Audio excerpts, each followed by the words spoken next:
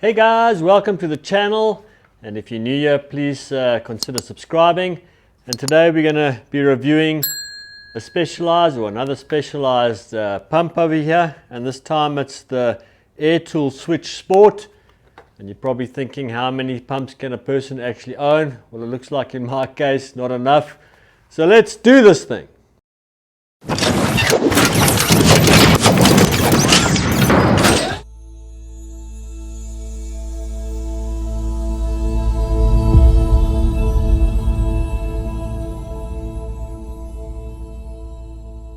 So having a closer look at the pump, comes with specialized standard packaging, which is just a piece of cardboard. It's a 120 psi pump, which is actually quite high pressure, and 8.3 bar and 48.4 cc's per stroke. It supports both Presta and Schrader. Comes with a frame mount, what they call a bottle boost mount. And it's got this little O-ring over here to help keep the pump in the actual mount during rough or bumpy terrain. Clips off there, comes out nicely, no problems there. The pump itself is made of plastic, top and bottom. It's got the nice switch writing in there and specialized on the other side.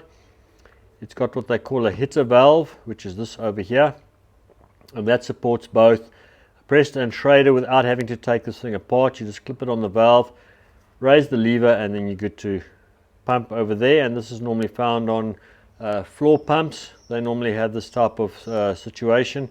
We just clip it on. You don't need to actually change anything before doing so. If you open up the pump itself, the inside is aluminium. It's a brushed aluminium, and if you feel the pump, it's actually not that smooth.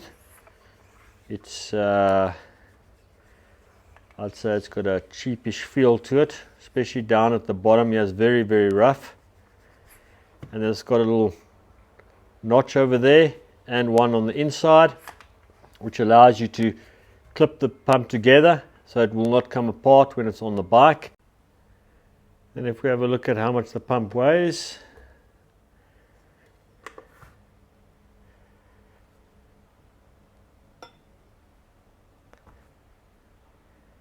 it weighs 114 grams.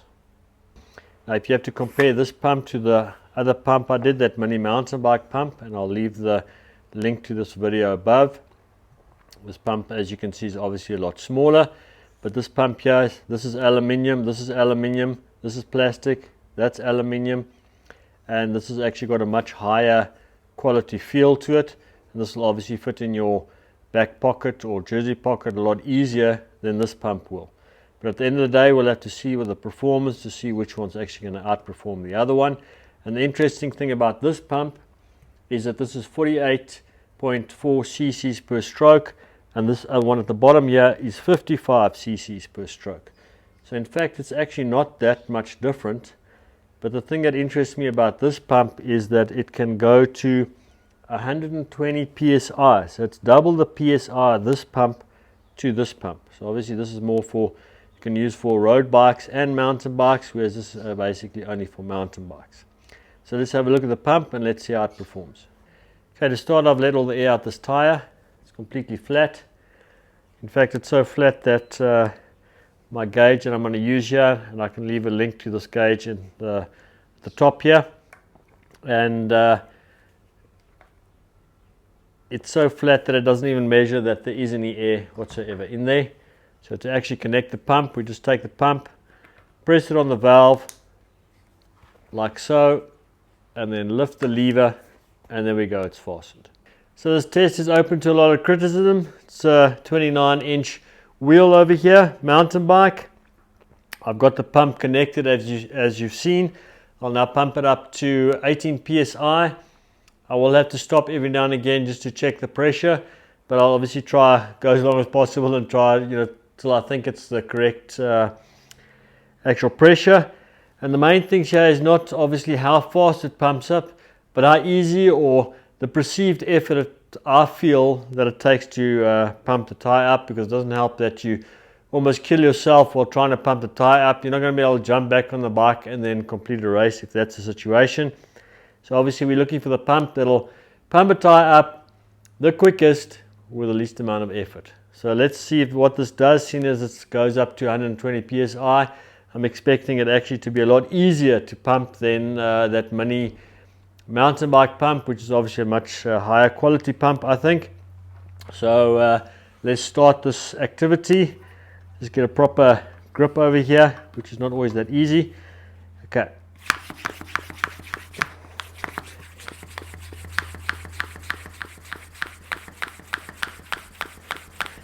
So at this point it's actually pumping very easily.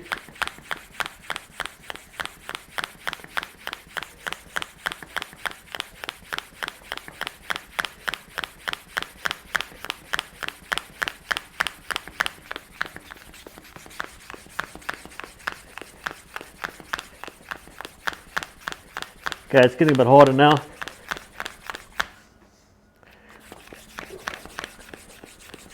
Not quite there yet.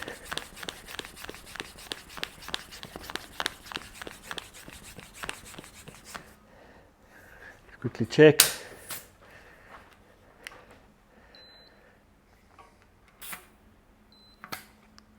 (13.5 psi). So obviously still a way to go.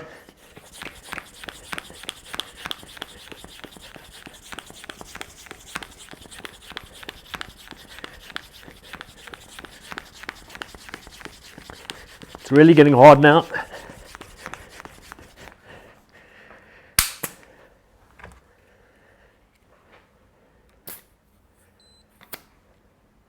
(17 psi).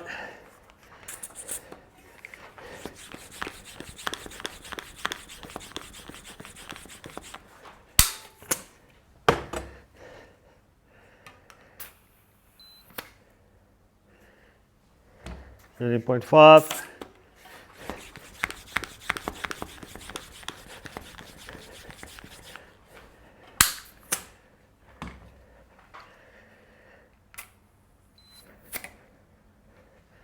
Okay, that's 18.5. So obviously I don't know if you can really see that. So I went a little bit further there, but as I say, you can't really, you don't know what pressure you're actually at. So that is obviously a limiting factor on this test, but I'll subtract some of the actual timing and then we can see how long it takes to actually pump the tire up, or you can subtract it as you go. Okay, so right off the bat, obviously a little bit out of breath here. The temperature today is obviously a lot colder. You can see I'm wearing a jersey. On my other pump reviews, I'm not wearing a jersey. It's quite hot. It's actually been raining today, so all of this also plays into it. But I must say the pump actually pumps very nicely. So in other words, on these smaller pumps, they're nice, good quality, but you actually got a very short stroke to pump with. It's very difficult to pump, as that's one of the problems with these pumps that have low pressure, is that when you're actually pumping, you're moving a lot of air, it becomes difficult to pump. We're saying like this, you're moving a lot of air considerably when you look at these other mini pumps, but because it can do high pressure, it's a lot easier to pump. The bad things about this pump is this little notch at the top here that I showed you earlier that can actually lock the pump, can actually get in the way while you're pumping. While you're pumping, if you're pumping and you're sort of twisting like that motion, you can actually, I could actually feeling it wanting to grab there a little bit every now and again. And then when you're pumping, it also makes a noise when it hits that end section there. So there's obviously some knocking against the case there, and I don't know how long that'll actually last, or it's going to damage something over here, before the pump, maybe. I don't think it'll actually break the pump, but that is an issue there. It's got like a pump there, and then because this is a plastic pump, there's already slight damage. Not damage, it's like it is damage. It's like scratched at the end, scuffed at the end there. So this pump is not really going to be a long-lasting pump, I don't think. I think it's good for what it is. Money-wise, you can buy that mini pump for the same type of money. The mini pump's obviously a lot smaller, and you can hear that I'm edging towards the mini pump. But the advantages of this thing is that you don't need to change between Presta and Schrader. Not that that's a big thing. I mean, normally if you running Presta, you're going to have all your bikes the same thing, so that shouldn't really be an issue. It is easier to pump than the mini pump, and yeah, so that's a big thing. It's obviously easy to attach. As you guys know, I don't like those pumps that actually screw onto the valve, because you pump it up, you screw it off, you screw the whole inner core out. That can be a result of not such a good day. But other than that, good pump. I won't knock it too badly. It's not the same quality as the mini pump, but other than that, good to use, easier to use, and it gets the job done. So guys, let me know in the comments below what your favorite pump is and what you think of this pump if you've used it, and if you've got any other suggestions of any other pumps you'd like me to test out, because as you've seen, I've become quite a collector of pumps. I don't know if I'm a collector or a hoarder of pumps. Let's hope it's the collector part. So, and don't forget to like and subscribe, and I'll see you next time.